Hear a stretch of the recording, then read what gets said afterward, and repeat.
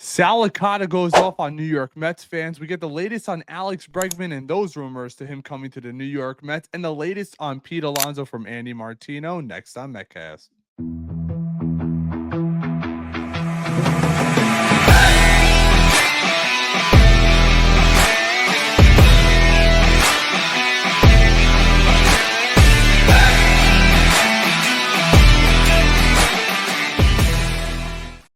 What's going on, everybody? Welcome back to Metcast. As always, I am Rain. If you're enjoying our content, I humbly ask you to just like and subscribe. Help us get to our subscriber goal of 4,000 loyal Mets fans. So today we're going to start off with the little news, and then we'll gradually go up. We'll figure out what's going on with Pete Alonso last. We have the reaction from Sal Licata going off on Met fans today. We're going to react live to it with you. I haven't seen the video. Multiple people have sent it to me on X. But first, we're going to delve into Alex Bregman and the New York Mets. So here you have it from Mets Mirage. The New York Mets are no longer involved with Alex Bregman. There was a lot of rumors out there that we've covered on this channel before, how the New York Mets could easily sign Alex Bregman, move Mark Vientos to first. I feel like every content creator that covers the New York Mets has said something to that effect, but the New York Mets are officially out on Alex Bregman. I saw an article earlier today that the offer that the Astros have for him, that 6-year contract, is allegedly still on the table, and Bregman is still not budging when it comes to that. Probably a 7th year gets it done. It looks like, if I had to make a guess, he's going to return to the Astros. So they're going to get their guy back. They get Christian Walker over at first base. They're going to be making another run at the American League, which seems to be the softest American League that we're going to see in some time. I think that the Tigers are still involved. Ben Verlander tweets about it pretty much every single day, and potentially the Red Sox. So,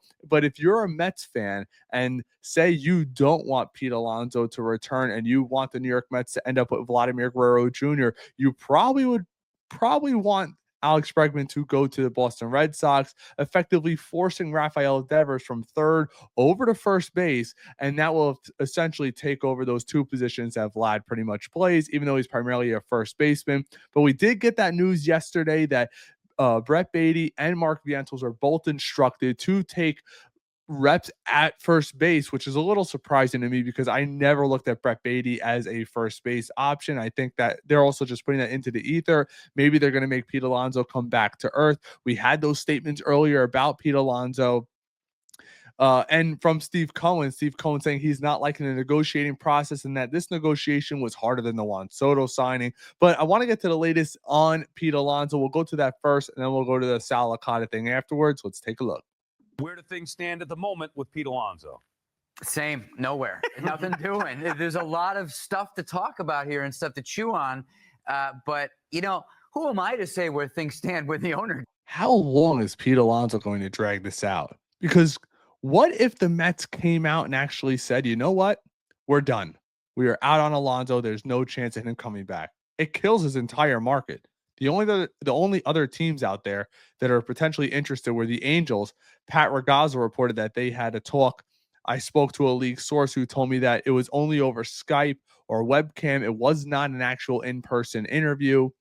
Haven't talked since. And now Toronto, but Toronto's been allegedly involved for a while now, and there's been no traction there. So how long is Pete Alonso and Scott Boras going to drag this out? That is the real question. And I think the Mets are this close to saying, you know what, we are 100% out and shutting that door. Gave a perfectly clear update. Usually reporters, our job is to talk to as many people as we can, present an accurate portrayal, and I believe I've done that, and we've done that on the show over the course of several weeks. And what Cohen said was sort of along those same lines. Like, he didn't say never, just like we've never said never, but that's also been reported too, misreported, not by Andy here, but you see people on X saying the New York Mets are definitely, they're done with Pete Alonso, they're moving on, they're out.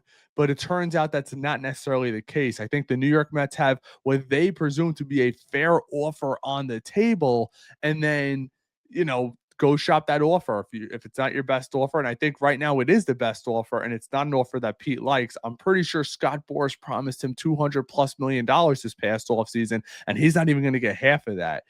So that's what's probably holding things up. You could clearly see why it hasn't happened yet, why the Mets are frustrated. I'm still getting an expectation that if he comes back, it's going to take a while. How about that rumor that's out there today for those of you who haven't seen it? Supposedly, and we've been talking about this on this channel. I spoke about it with Dan, with Will, with Pat. I was thinking that Scott Boras, we heard the rumor saying, yeah, well, he gave the Mets a 3-year offer back. Why aren't the Mets accepting it? I said, what if it's a front-loaded contract? And it turns out that allegedly looks exactly what it is. Supposedly, Scott Boras is offering the New York Mets Pete Alonso with a bonus at an opt-out after the first year, which is absolutely insane. So Pete Alonso could opt out and then get a $10 million bonus to depart. It's just insane. So you're going to pay him $40 million even this next year? No, thank you. I would be it seems like we could easily get to spring training where this is still a topic. And if Pete resigns, it could be when the Mets are already in camp. There's no reason for the Mets. If this gets to spring training, I want to move on. I'm done. Because if it goes into spring training and now Pete, say we sign Pete and he's coming in and it's April 7th. Now he's got to go down to extended spring training. Now he's not with the club until May, or mid-May. And I don't know what shape he's in. And then before you know it, it's mid-May, almost June. He's starting to get into the swing of things. And now he's all these months behind. No, thank you. And obviously, and this is just my personal perspective, I feel the injury risk goes up. If you're not going to participate with your teammates in regular spring training, your injury potential goes through the roof. We've seen it in other sports. Mets to rush. And another big part of this whole thing is, well, who else is exactly after Pete Alonso? We did hear last week that it was the Blue Jays. Are they even close to what the Mets' best offer this go-round has been? The Mets, that's a great question. So, and probably having something to do with why he hasn't signed with the Blue Jays yet, although that's speculative on my part. But the final Mets offer that Alonso turned down, that's going to be tough for him to beat with the Blue Jays. That was the $70 million that we've talked about over 3 years, additional deferred money. That could have been a real win probably in what the ultimate... I'm wondering if the deferred money is trying to stay under that 301. I have a feeling that the New York Mets do have a deal in place for Starling Marte, and they're only going to pull the trigger if they end up moving on from Pete Alonso. Dollar figure would have looked like for Alonso. And given what the Blue Jays gave Santander, it was in the 60s after the deferred money. They're probably not going to get as good an offer from Toronto as they've already gotten from the Mets and turned down from the Mets. And that's what we have from Andy Martino in regard to Pete Alonso. Not much has changed, but one thing that he said was he wouldn't be surprised if this thing drags out into spring training. I don't see Steve Cohen wanting a circus around this team this year. We're not the New York Jets. The circus should not be in town. I want Mark Vientos to know I'm either the first baseman or I'm not. Beatty, I'm either the first baseman or I'm not. So now what is Mark Vientos supposed to do all spring training while we're waiting around to see if Pete Alonso comes in? He's going to take half his reps at first and half at third. He's learning an entire new position at first base. Sometimes it's not as easy as just swinging somebody over to first base and putting a glove there. It's just not. That's something that needs to be taken into perspective here. And I think that's one thing that David Stearns has. And that's why they're already having Mark Vientos and Brett Beatty take reps at first base. But now I want to get to this video from Sal Licata allegedly going off on some Mets fans. Let's see if we agree or disagree. Let me know down in the comments what you guys think. Let's take a look. Met fans are now so arrogant that they're poo-pooing the Mets signing Juan Soto. One of these again. Here we go. You didn't believe that they were going to get him when I told you they were going to get him. You didn't want to believe it. Then they do get him. They paid nearly $800 million for him. He's the biggest free agent signing in the history of sports. And you're like, well, yeah, but then what? I mean, like, when will it end?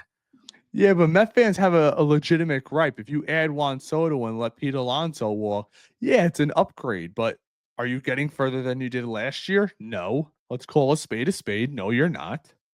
Good God, you have an owner who spends left and right, up and down. He's doing everything he can to make you, the fan, happy. You have a general manager that has a proven track record winning in a small market in Milwaukee, getting to the postseason every single year. He did it here in his first year where we all said your team sucked. You say playoffs, we say 75 wins. They get to the NLCS, they sign Juan Soto, and it's still not good enough. How? How, like, come on. You get on me, oh, you're too negative. No, I'm fair. When they deserve to be criticized, I will criticize with the best of them. But this is not the time to criticize. I get where Sal's coming from here because there are a lot of negative Met fans out there, but rightfully so. We've been promised the moon and the stars. And also, we got to take into consideration what the Dodgers are doing. We had Juan Soto, they had Yamamoto, Sasaki, Freeman, Betts, Otani. They get Hernandez back. They go get Tanner Scott. They get every reliever known to man. That's the difference. We're retaining guys, not everybody. Luis Severino walks out the door, but we got one A+ guy in Soto, no doubt about it. But when you're going up and down everywhere, we get Minter, who's a solid pitcher, but he's not a Tanner Scott at the end of the day. And that's what I think we all thought. We were always going to get those Tanner Scotts. But unfortunately, it looks like the Mets are, in my opinion, working within a cap ramification this year, a construct where they don't want to go beyond that 301, reset that whole thing. Don't lose the draft picks. It's going to be really interesting to see what they do going forward. But again, guys, leave a comment down below. I love interacting with you guys. We use it as a forum. If you're enjoying this content, I ask you to help us get to that subscriber goal of 4K loyal Mets fans. And as the news comes in, we'll be bringing it to you. We have a couple more guests scheduled for lives, probably on Thursday nights. That's what seems to be working out the most for us. Thursday nights, love hanging out with you guys. And if anything breaks and I'm home, obviously I'll be going live with you guys, breaking it all down, trying to get a reporter on to talk about it. And then soon, I also have somebody coming out that's going to be digesting the New York Mets farm system with us, going back and forth. That's something I'm very passionate about. I have my own top 10. I'm sure you guys, if you follow us over on X, you have seen it already. Our top 10, it's always coming and going. And now the signing of Ilion Pena, it's going to be really interesting to see how that also shapes up our top 10. Then we have other reporters who just simply report on the team coming on. I want to do some lineup configurations. And I reached out to a couple content creators that cover the Braves and the Phillies, and they will be coming on as we get closer to the season, some of their big podcasters, because I feel like having a back and forth could be healthy for us, see what they think about the offseason, what their team's aspirations are, and then we could also go back at it with them. You guys those will be live, so you'll be able to bring your comments, your questions, your concerns live to the debate. But as always, we'll be prioritizing our YouTube comments. So if you're watching this on X or on Facebook, please go give us that subscription over on YouTube. It is free, just a click of the button. Help us get to that goal, and we will be having giveaways as the season comes by. Matter of fact, I'll give you a little sneak peek. Our friends over at FOCO wanted to help us with a 5K giveaway. We have these vintage set of New York Mets overalls. I have a couple of pairs myself. They're actually pretty cool. I love the old lettering. If you take a look at it, it's got the old lettering, the kind of vintage tan, and we'll be giving those away at our 5K subscriber goal. We have other things coming out as well. But again, if you guys are enjoying this content, hit that subscribe, hit that like, and until next time, take care.